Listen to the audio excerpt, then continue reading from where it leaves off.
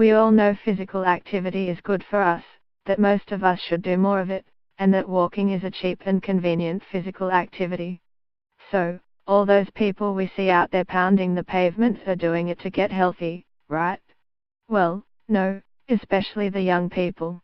When you ask people aged 15 to 20 why they walk, they'll likely tell you it's to get to places cheaply and independently, or to relax or calm down when stressed or angry. They largely see health as a byproduct of walking, rather than a reason for walking. It is, however, a very valuable byproduct. Walking for transport alone accounts for 48% of total physical activity time for 18 to -24-year-old Australians. Further reading, health check, in terms of exercise, is walking enough?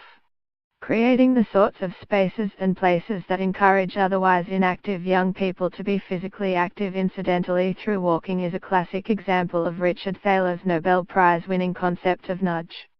So, what sort of neighbourhoods encourage young people to walk for transport and recreation? What do young people want? In a recent online survey, 1,089 young Victorians, aged 15 to 20, 76% of them female, shared their views on walking, independent mobility and the type of community they want to live in. I conducted the Vichy Youth-funded study for Victoria Walks and the Youth Affairs Council of Victoria, YAC Victoria. Young people strongly preferred to live in walkable communities rather than car-dependent areas. That means having shops, services and other common destinations nearby, as well as safe, natural and green spaces and walkways. When asked where they would like to live in future, most, 84%-89%, opted for living close to shops, services, entertainment, work, study and public transport, being able to walk to these destinations, and not having to drive everywhere. Living in an outer suburb with lots of space was less appealing, 35%.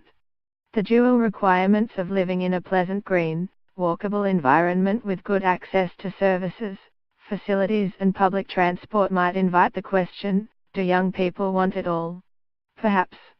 But, if so, they share these preferences with the developers of countless plans and strategies for 20-minute neighborhoods, sustainable cities and communities and healthy spaces and places.